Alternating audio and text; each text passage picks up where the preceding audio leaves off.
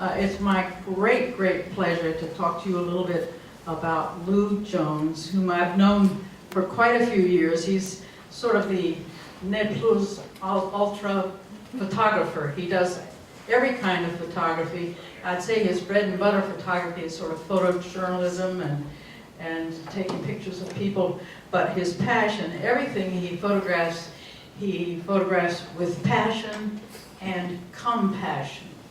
Is that all right, Lou? I like that. He's right now in the middle of a project called the Pan-Africa Project, where he and his team are going to many countries in Africa, one country at a time, staying for a prolonged period of time. He just got back about a week ago from Zambia, and Saturday he's off to Gabon for another go at it. And what he's going to talk about today is about this project, photographing the new Africa. I think the proposition here is that many people have a warped or inaccurate picture of Africa, and this is an attempt to show Africa as it is. Lou's experience in photography is multifaceted, as I mentioned. One of his projects that is very dear to me is one where he interviewed people on death row, white, black, male, female, called Final Exposure. Now, I have bought the last copy here, so there is a copy here. It says sold, not available, but you can get all of his books on Amazon.com, and there's samples over here. Some of these are for sale. In fact, all of them are for sale, except the one that I bought, which you can't have. But they show the variety of photography that Lou has done in the past. So, and I think Lou would be happy to chat with people afterwards. I don't know what our time will be like, if we have a time for Q&A. If we don't, then you can ask your questions individually. But let's warmly welcome Lou Jones. Thank you. Want this one, Lou? Yeah, maybe so. Warmed up. Oh, excellent. Thank you, thank you, thank you, thank you. This is, you know, photographers are usually behind the scenes, so we don't get to stand up and, you know, the last time I stood up in front of a group this large, I only had to say two words. Not guilty. Anyway, I'm out on bail now, so that's okay. We're gonna talk about a big subject, about Africa. How many people here have actually ever been to Africa? Wow. Has ever been. Yes, that's amazing. So hopefully this is not just going to be a lecture, this is going to be a conversation, dialogue between you. I want you to ask questions as I'm going through the pictures, and you see something, please vocalize and ask questions or say something. Most people think of Africa as black and white.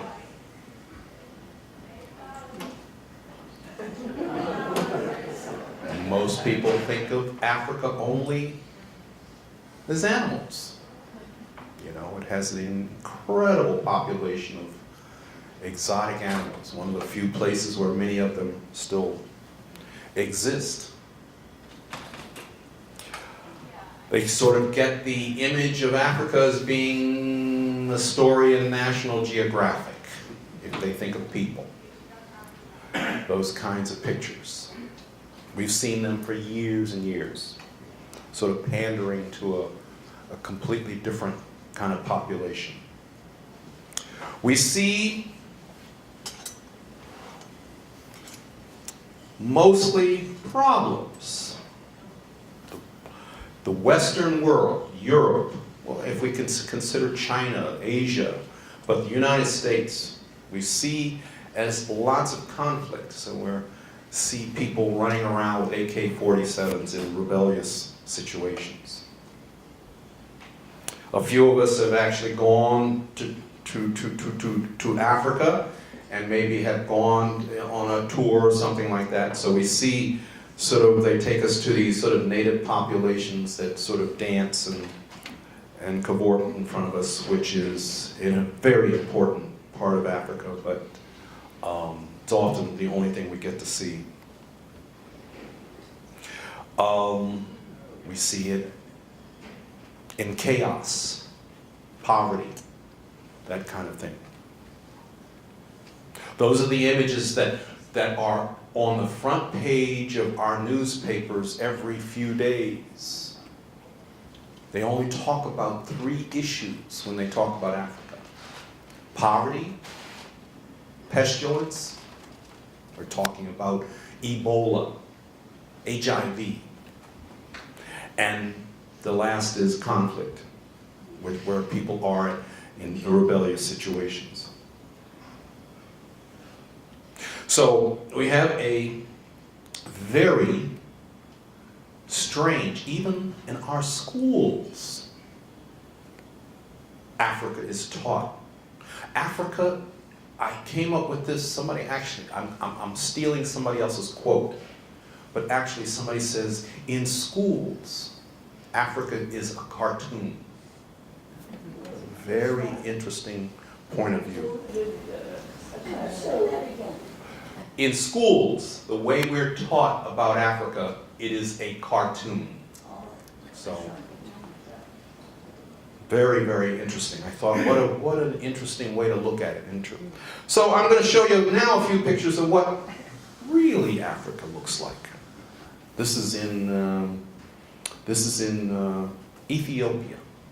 It's actually in Addis Ababa. Nobody says Addis Ababa when you're there. It's all Addis, but this is graduation from the largest university in Ethiopia. We have these dichotomies of traditional things. Here's a herder in front of a wind farm, an enormous wind farm.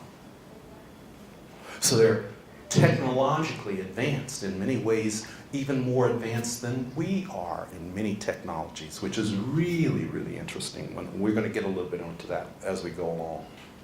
We all know, or no, not all of us, but most of us, I saw so many hands, know that there's a lot of culture that comes out of ancient Africa, but it's still there. We're talking about music. They exported music to the United States 300 years ago, and it's now back. So the music in Africa, the culture in Africa is amazing. This is a recording studio that we photographed in a country called Burkina Faso. And one of the things that we concentrate on, really, really concentrate on, because I know this is going to sound sort of dumb and redundant, but the health of a particular country has a lot to do with the health care in that particular. So we concentrate a lot on how medicine and health care is meted out this is in Tanzania. And we're going to talk a lot about that because it is a tremendously complicated issue. We see every now and then, maybe we look at the Olympics or something every 4 years, and we see runners winning the 10,000 meter from Africa. But then, point of fact, they generate an incredible number of athletes that are world class in Africa. So we follow all the different sports that we can find, and some of them are very, very, very strange sports. Very wonderful. We see that they're just as modern and doing things. They're generating a lot of the refined things that we enjoy. Our clothing, in this case, wines. A lot of the food, the olives. You think the olives that you're having your olive oil come from Italy, come from Africa. All right. So we're going to talk a lot about these things. Almost a dozen years ago, I read an article, I think it was the New York Times, that said that the African Union Congress of most of the countries in Africa were going to ban, were going to restrict Western media from having access to stories in Africa because they only dealt with those three issues. Like I said, conflict, pestilence, and poverty. And so that was doing a tremendous disservice. I actually have written in some of the grants that I'm trying to get to do this project, I've written about calling it a form of neo-colonialism, where the Western world is actually writing only stories and doing stories only about the negative things in Africa in order to be able to control it in the same way that they did 200 years ago. This was taken in Senegal a few years ago, and it was sort of the first foray I made into Africa, and one of the first images that resonated in many, many, many, many ways. But about 5 years ago, I finally, after rejecting many, many, many, many ideas of how to do this Pan-Africa project, how to figure out how to use photography, the thing that I did, the thing that I make my living doing, as the universal language. We don't need to translate photographs. You can be anywhere in the world and understand a photograph if you see it. Understand, see the way the people look and the way they do things if you have a photograph. And so I realized that I had an incredible tool to translate this idea about showing what I was seeing when I went to Africa as a modern, contemporary, exciting place, which was completely different from what I was reading in the newspapers that are shown to us every day. This is Ghana. It's my first country. So I set foot, my first country, with the idea of Pan-Africa, not knowing if my idea was even possible to do, to actually go in and get access to all the different aspects of a country within a limited period of time. So this is Ghana, and this is the Atlantic Ocean. Ghana was one of those countries that was really, really, really decimated because of slavery. So right out across those waters right there, a lot of people left Africa forever. That's what it looks like today. There's these incredible ways that people have rallied. And because they're on the Atlantic Ocean, because they're on a part of the world that has this incredible fishing, people make an enormous amount. This goes on. I literally never saw the end of these boats. They just went on for miles down this river. And people get in the boats, go out for days, weeks at a time to fish and bring in. It's one of their main sources of internal economy. I just thought it was amazing. One of the things that we're going to see as we go through this is this contemporary modern Africa. But we do know a lot about the fact that they maintain in Africa thousands of tribes. We don't use those words, we don't call it tribes anymore, but it's considered not politically correct. They call it indigenous peoples. And I thought, indigenous peoples? I thought everybody in Africa was indigenous. But, you know, when you get politically correct, it really becomes very strange. But anyway, but I wanted to seek out a lot of those strains, and we'll talk a little bit about that as we go through this. So this is way up north in Ghana, and this is the Ashanti people. And they're a major tribe, major political entity now, major influence on history, and so I went there to this city way up in the northern part of Ghana called Kumasi, and photographed the Ashanti people. As I said, if you think about it, that a lot of the music that we listen to, rock and roll, blues, jazz, gospel, hip hop, all started in Africa, was exported many years ago, became part of our culture that we made more and more complicated, more and more sophisticated, and have now exported back to Africa. So this is a jazz club in the middle of Ghana. An amazing place, amazing music.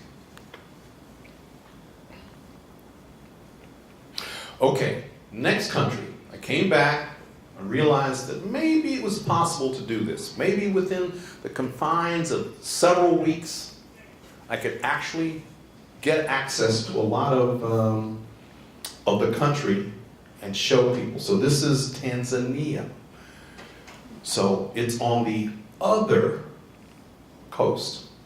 The algorithm of how we choose the next country is very complex.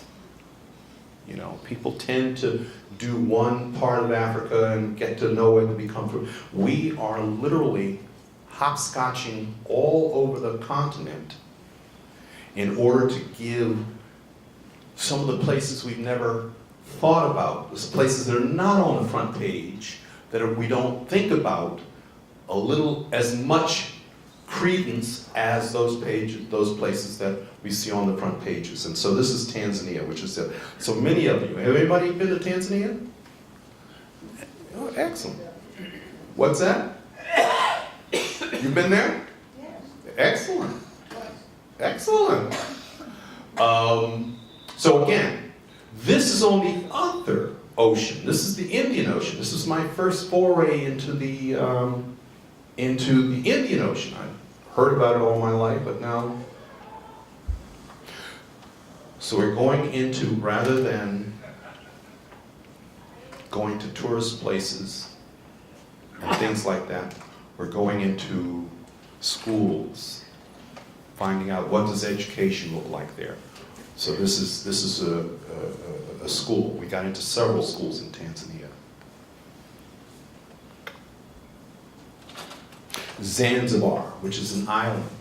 You know, anybody that's ever seen Humphrey Bogart movies and Sidney Greenstreet movies and things like that, you know, they used to use Zanzibar as a sort of metaphor for piracy and underworld life and things like that. But in point of fact, it's an extremely religious Muslim island off of the coast of Tanzania. It's actually how Tanganyika got the title Tanzania, because they combined Tanganyika and Zanzibar, and that's how they got the name of the country, Tanzania. For those people who have actually been to Tanzania, know, again, and now I'm going to get into a little bit about the Maasai. That if you've been to Tanzania, you probably have seen the Maasai. The Maasai are probably the largest tribe, the largest indigenous population, distinct indigenous population in Tanzania. And they are actually split in half by the colonial line of Tanzania and Kenya. So that colonial border split the tribe in half. So they're half in Kenya and half in Tanzania. Anyway, this is Tanzania. And we went to this camel market. It's way, way, way out in the northern part. In Ngorongoro crater near there, very, very near there. And we talk about the issue of the environment. We talk about Africa with this incredible idea of having, we're preserving the lions and tigers and elephants and all of that. And that's a good thing. And in point of fact, very similar to the way that we've treated the Native Americans here in this country. The Maasai are being pushed off of their ancestral lands by the fact that tourism has become such an economic boom to Tanzania that they're pushing the Maasai off of their ancestral lands and things like that. But this was a camel market where there were thousands of them. And I was photographing the camels. They weren't that crazy about my being there. Taking pictures, you know, this strange man walking around with cameras. And so I walked around, I had to tread lightly. Not only did I have to tread lightly sort of philosophically, because I was taking people's pictures who didn't necessarily want them, but you have to tread very lightly. Thousands of camels. It's really quite an athletic feat. Anyway, I was there and I realized that there was this tremendous resistance. This is something that I have to deal with all the time. That's one of the big things about going. Every one of these countries has a different personality, so I have to deal with this problem of are the people are they sympathetic with my taking their picture? Or are they hostile? And that's a very big deal. So they weren't that crazy about my being there. So I saw a fellow who had an enormous crowd of people around him. Obviously he was important. He must have had lots of camels. He was buying and selling camels, and people were clamoring and holding their money to get him the money and trying to make their bid for, and it was a big deal. You could tell he was right at the center, and he had this big roll of money in his hand. Big roll. He was obviously important. And I got closer and closer, and I'm trying to take pictures, and I'm trying to, and you could tell that they were not crazy about it.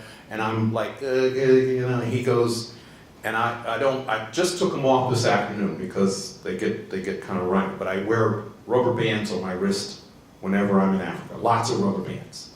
They're great for all kinds of things for photography. I always wear rubber bands. And he looked at my wrist and he was like, whoa, why are you stupid doofus American? Why you got rubber bands on your wrist? And he was like, well, he pointed, you know, I couldn't speak his language, he couldn't speak mine. So he pointed, but he pointed. And I just went and I grabbed, with my camera in one hand, I grabbed the rubber band with others and I wrapped it around his roll of bills. I got all the pictures I wanted for the rest of the time. There's the Maasai. They're amazing. They tend to be very tall, very thin. They wear these incredible. And here's where I'm going to talk a lot about the dichotomy that if you've been educated in America and you think of everybody with Tarzan, Jane, and you know, cheetah and all of that, that's what Africa is. And we think of this primitive idea. And at the same time, we're talking about oil and diamonds and we photographed in this time in Zambia, one of the biggest pockets of copper in the copper mines. We're talking about being one of the most advanced countries computer-wise, cell phone-wise. They use their cell phones for banking. Far more advanced. They do microfinancing with cell phones all over Africa. It's an amazing phenomenon. People are writing apps for all kinds of things in Africa. It's really very amazing. But at the same time, we're having these ancient cultures, and they're absolutely in parallel, very different from here. So you're having these people who wear coats and ties to go to work in high-rises, coexisting with people who are trying to preserve these ancient, interesting cultures in the same way. The only kind of odd thing here is that I will bet you that guy has a cell phone on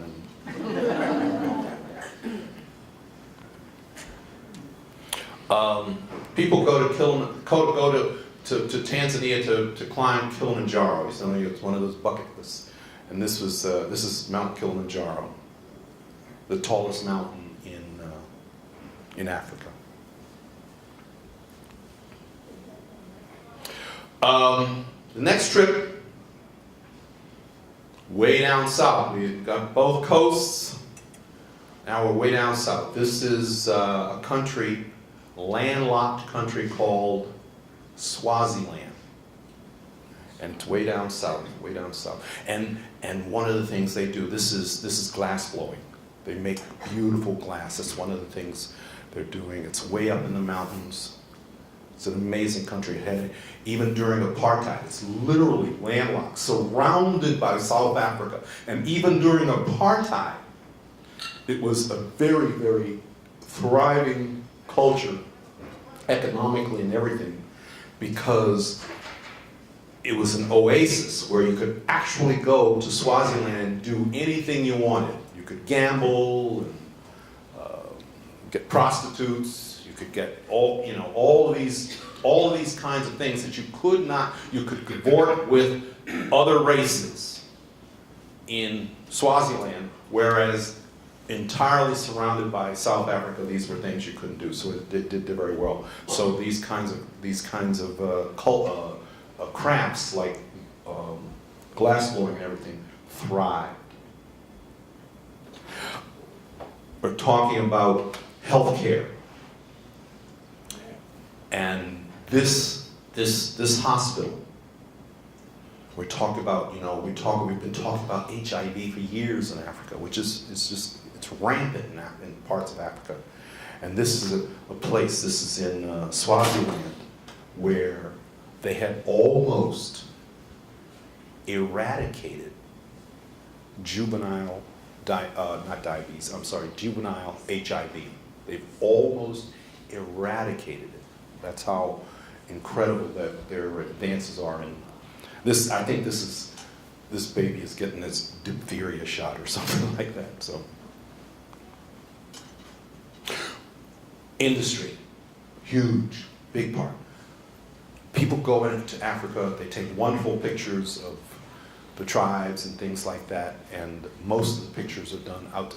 What we're trying to do is go in to do interiors. We're trying to go into people's homes. We're trying to go into the banks. We're trying to go into their businesses. This is a company. This is called Swazi Wire. They make fences. The owner was very, very philosophical about what fences mean to civilization. It was really, really, really quite interesting. A religion. An enormous array of religions. This is one of those religions where the people literally speak in tongues and faint and chant and things like that. And they had us there all day long. They were really wonderful, allowing us to go in and photograph inside their churches. And the entire country, the entire Swaziland, is primarily Christian. More than that, it's Zionist. Now, we say, in this country, we say Zionism. That's controversial. But Zion is a city in Ohio. And the Christian missionaries brought their religion to Swaziland many years ago, and it has nothing to do with the Zionism. It's just Zionism. So, but that's what they are. They're Zionists. And every Sunday, every church has its own color. It's really quite, this Sundays, the cities are just amazingly colorful. And this is another landlocked country in South Africa. It's called Lesotho. And it's way up high. Now you have to realize that these countries are way up in the mountains, so it's cold. So the herd boys, they call them herd boys, are all everybody's wrapped up in these blankets. Everybody's wrapped up in these blankets. And you can tell the tribe based upon the way the blankets look. And this fellow was, we were driving by, and I couldn't yell loud enough for my guy to stop I jumped out. I think the car was still moving as I jumped out, and ran across to convince him to let me take his photograph. But this is such an incredible a part of the economy of them herding animals, all kinds of goats and sheep and cows and things like that. And this, okay. I'm waiting for this because we've shown you a little bit of the healthcare. This is what we would term a witch doctor. So just like we were talking about those parallels of modern, contemporary, and we're going to see a lot more of those modern contemporary photographs as we go, we're talking about this indigenous population, this tribal life. In parallel, this is in Lesotho. Traditional medicine is more important than contemporary medicine. So the population tends to go to these people first if they have a problem. And so it took us quite a bit of time to convince somebody to let us come in and actually photograph a session like that. So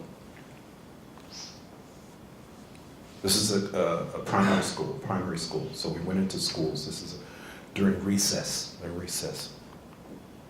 And these are those herd boys. And they come out of the mountains. You see the mountains in the back there. And they don't see, they're alone. It's such an isolated existence.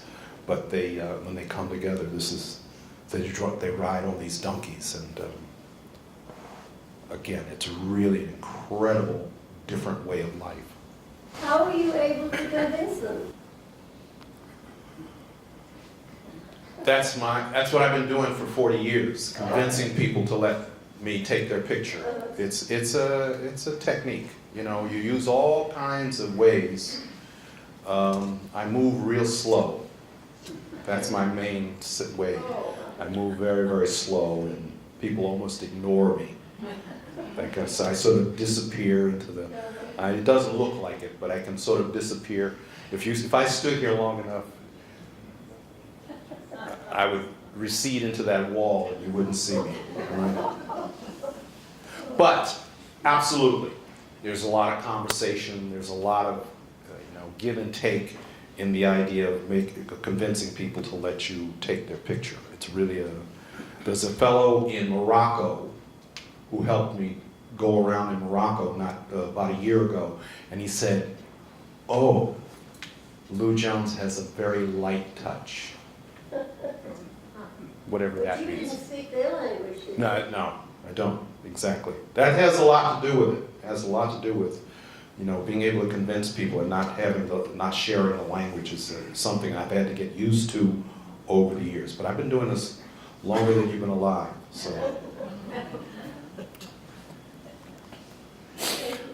So, and at the same time, you're right. Convincing people who I see on the side of the road to let me take a picture. But just as important is how do you get into a 737 for Air Namibia? This is Namibia. How do you convince the airline to let you photograph in their airline? That's where a lot of what we do. So we spend a lot of time, I like to use the word insinuating ourselves onto a new, it could be a small people by the side of the road, or it could be a major institution or political, into a hospital, things like that. Insinuating ourselves into people's lives is really a lot of what this project is about. So, but getting permission, it took me several days to get permission to photograph in this airplane. It was very, very nice. So, and I was trying to convince them to not to delay so that you could see light, but it took into the evening, so I never got sunlight. I wanted to be able to see out the window, but anyway. And a lot of times these photographs are lit. I'm bringing equipment, so I'm lighting these situations. So that's a big part of what we do. So when you see the factories and places like that, sometimes they're very dark. We're like, I wrote the book on lighting, so I do a lot of lighting and things like that. I break equipment and stuff like that. And this one's lit.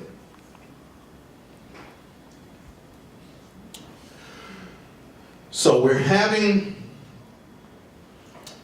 going and finding people who can get us into 737s, and we're also getting people who will take us into their home, their old home. So that we found a fellow who literally drove us hundreds of miles so that we could go back and visit where he grew up in the village. No electricity, no plumbing, no cell phone service, nothing. And his mother is still there raising the kids, the whole thing. And he's literally works in the capital, has gone to college, the whole thing is very amazing kind of dichotomy. And this is up in the town, the closest town to where he grew up. And this was a photograph. And these are the two major tribes in Namibia are the Herero and the Himba. And the Himba are the people that you're always seeing on the front pages of the National Geographic where they're bare-breasted. And I always thought that that was rather prurient on their part, but in point of fact, they're everywhere.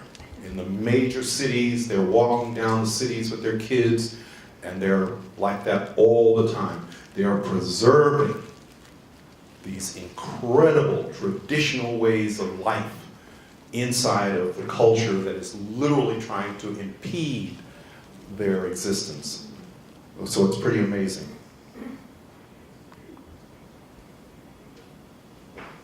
So we're trying to do media. We just photographed at a TV station in Zambia a couple of weeks ago. This is a newspaper. We met a person who knew the managing editor of the major newspaper there, who allowed us to go to photograph when they were printing the newspaper at midnight. So this is at midnight, and they were printing the next day's news. The Namibian it was their 25th, and we were giving. The amazing thing was, I got the idea. Editing, I've got a computer, and if I've got Wi-Fi, I'm sending out. So I sent that night, after taking this picture, I sent the managing editor several pictures that I had taken in his printing press. And because they were doing the 25th anniversary of the Namibian, they published, in the commemorative issue, they published several of my photographs. So it's one of the ways that we are able to give back. We only have the currency of photographs, but we give them to the hospitals, to the schools, to the companies. We're able to use that as leverage to be able to get access to these people. So it's really, really quite nice. Namibia was impacted tremendously by apartheid. And so they had these ghettos, just like Soweto and everything in South Africa. So this was one of the ghettos. So somebody took me into the ghetto, and how it's grown up since in the 25 years of independence, how it's grown up and has a thriving society. And still, it looks just very much we would consider like the old ghettos. But this is a bar, one of them. This is Ethiopia. And this is biotechnology, the largest biotechnology concern. So they're literally learning how to grow better produce. And this is sugarcane. What you see here is sugarcane. So they're growing this sugarcane in climate and disease control conditions so that they can produce a better yield, and they're getting tremendous success with the yield from their thing. And this is you see the ladies packing the stalks of new sugarcane for the farmers to come to buy and to replant. Timber. I go next week to Gabon, which is a rainforest, and one of their biggest products is timber. So we're getting a lot of our wood out of Africa. And so I'm going to go photograph a gentleman who is building plants, building lumber plants in Gabon. We're doing the arts. African arts has just blown up many of the countries. The museums, we photographed in the museum in Zambia just recently. This is one of the leading artists in Ethiopia. You see him in his studio.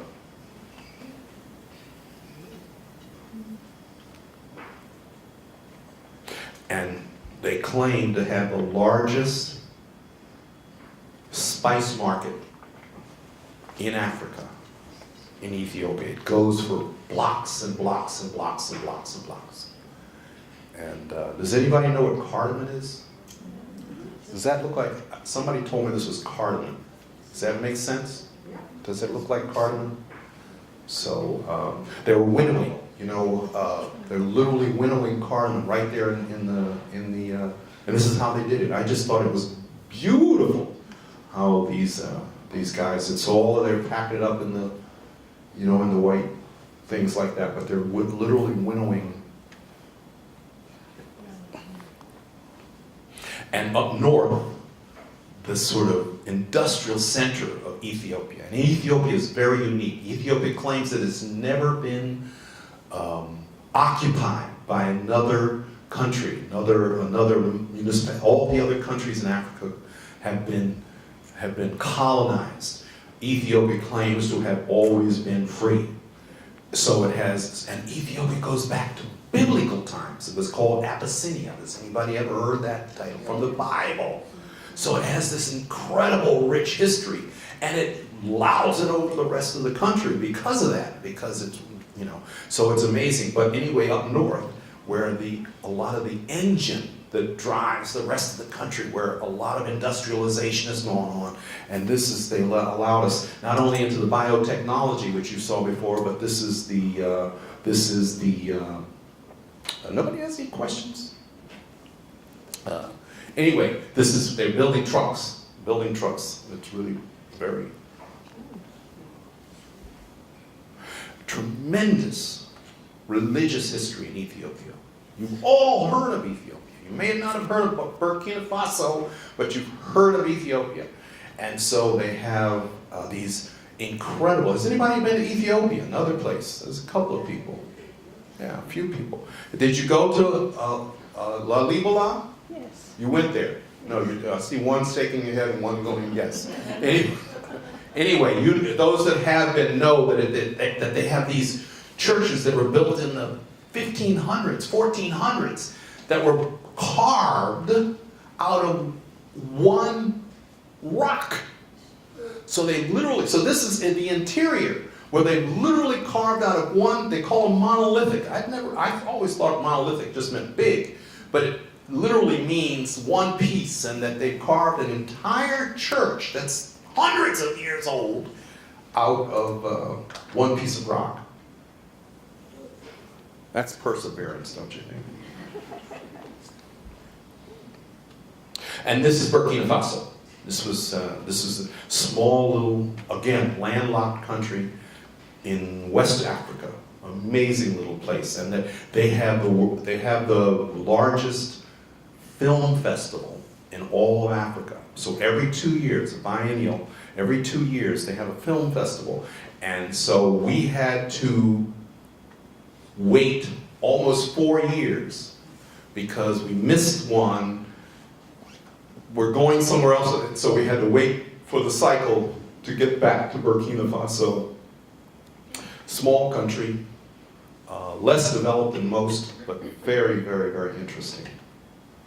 And this is a lady that has I'm going to tell you a little story. She has a dance studio there. The capital of Burkina Faso is, hurts my, Ouagadougou. So it's a very, very interesting place. And I got there, and this is talking about the difference between Western thinking and African thinking, and how wide that chasm is and how constantly we're battling this problem of communication, even when we share a language. I was in Burkina Faso, and this is the capital, Ouagadougou. She's had a dance studio for years and years and years. She actually brought her dancers to the Atlanta Olympics. So she's been around for quite a while. Okay. But someone was telling me, and I said, okay, we've been photographing Ouagadougou, the capital, for several days. We need to go other places. Where do we need to go? I try to use local people to tell me, rather than picking up my National Geographic. I go there and talk to local people. That's one of my big things. Where do we go? They said, you need to go to Bobo. I said, Bobo, what's that? Oh, that Bobo, but it's Bobo. It's the cultural capital of Burkina Faso. I said, okay, well, how far away is Bobo? Turns out Bobo is Bobo Dioulasso, is the name of the full name of the country, city. And they said, oh, Bobo. Now, I was a physicist in school. My degrees were in physics. So I know the Einsteinian connection between time and distance. So they said, I asked, how far is Bobo? And they said, 6 hours. That didn't slow me down. I'm Einsteinian. I got that. 6. Okay, I got that. Okay, we can do that. That's 6 hours. We can go. Okay. And I said, which direction? You just go toward Bobo. I know, but north, south, east, west. Grown, college-educated men, no clue. And I said, oh boy, we're dealing with a whole different dimension here. This is my problem. I have to, we got the Bobo fine. They know exactly where Bobo was. I had to look at a map to find out. No, it was a 6-hour drive. Okay, but anyway, and if anybody, I defy anybody to find me in the mirror. Yeah, oh. This is the Sahel. It's a desert in West Africa. And they call this Sahel architecture. This is a mosque.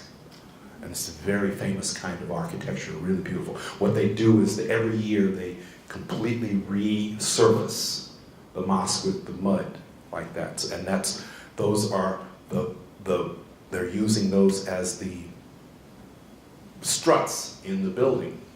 And at the same time, they use it every year, and they climb up on them and resurface. It's really quite beautiful. And they let us in. That was what was really incredible. They let us inside the mosque.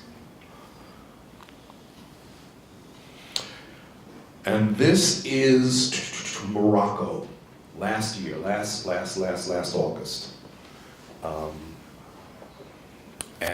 The interesting, they let me in everywhere in the hospital. I couldn't believe it. They let me, I looked just like, I had cap and gown, gloves and everything, to get in, to be sterile, to go into the operating rooms, and I shot maybe 3 or 4 operations. It was really incredible. And the weirdest thing is that this is a Muslim country primarily,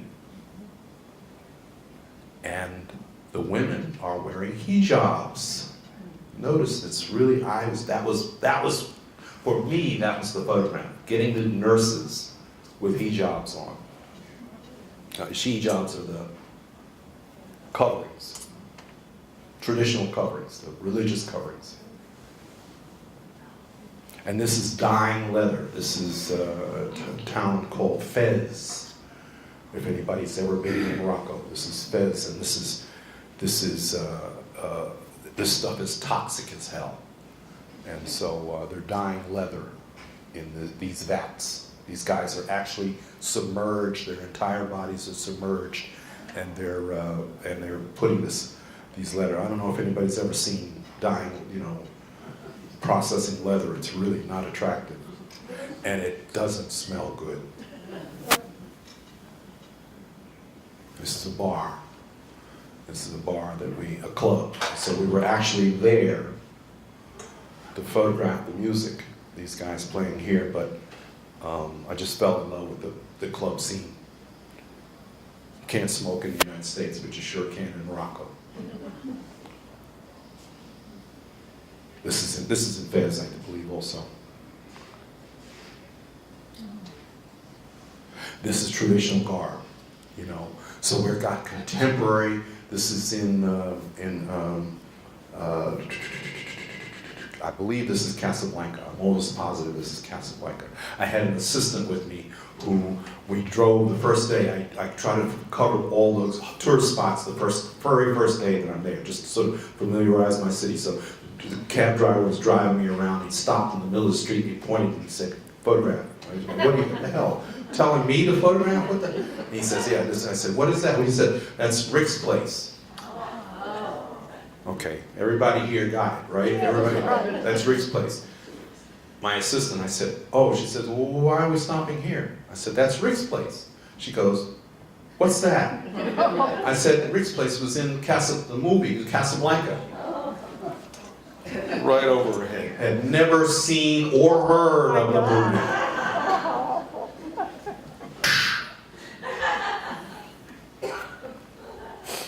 And this we shot about a week ago. This is in Zambia. This is the last place, Zambia. Amazing, landlocked. We spent a lot of time in Zambia as we are gaining momentum with this project. We're getting deeper, insinuating ourselves deeper and deeper. So this is a Catholic church in the middle of Zambia. Actually, it's in the copper belt. And copper, 30% of our copper in the world comes from this place. It's an amazing industry.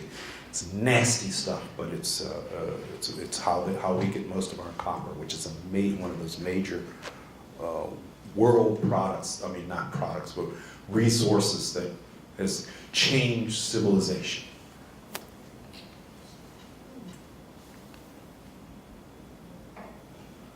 And this is way up north. Zambia is a large country. We put in enough mileage in driving around Zambia that we could have driven across the United States in a month. And so this is the longest bridge in all of, this is the country we went at the, this is gonna sound so dumb because I'm not a smart person, but we went at the height of the dry season. So it was, everything's parched, there's no water anywhere. This is entirely flooded. Starting now, now we're starting the rainy season. So in a month, that will be totally underwater. So, and these people, these migrants, she's gathering things to make nets to catch fish. And that's it. Thank you, thank you, thank you, thank you.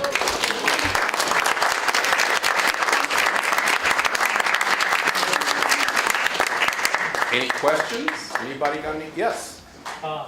Yes. What happens if the rains never come because of climate change? To be very truthful, you asked a very good question. Climate change is a major element in Africa.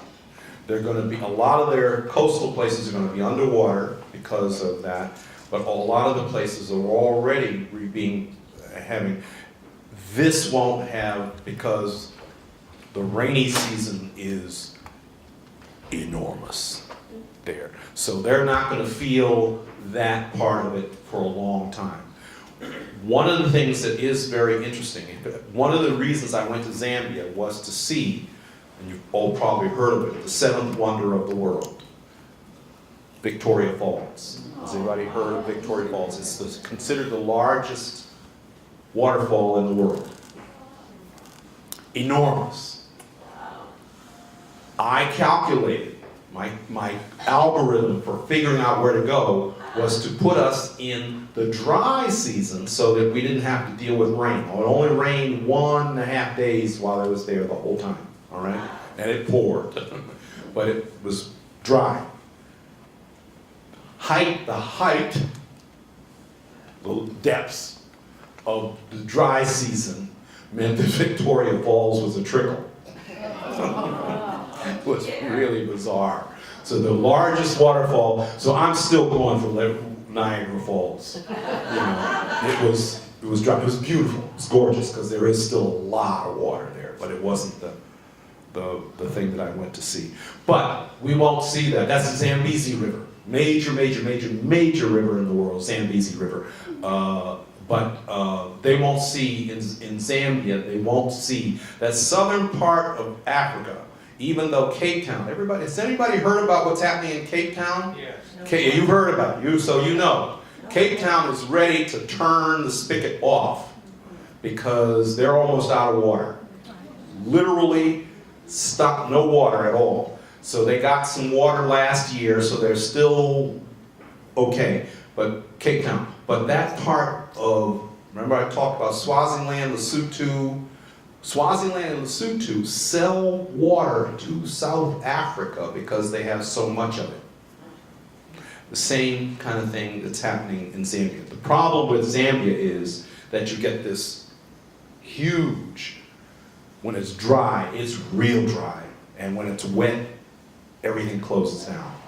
So they're not going to feel it quite yet. It's still, they're going to dam up the Zambezi, so we may lose Victoria Falls. They would really, yeah. Yes, they're talking about putting a dam on the other end of and closing and shutting Victoria Falls almost down. So that's pretty interesting. Anybody else? Any questions? Well, thank you, Lou.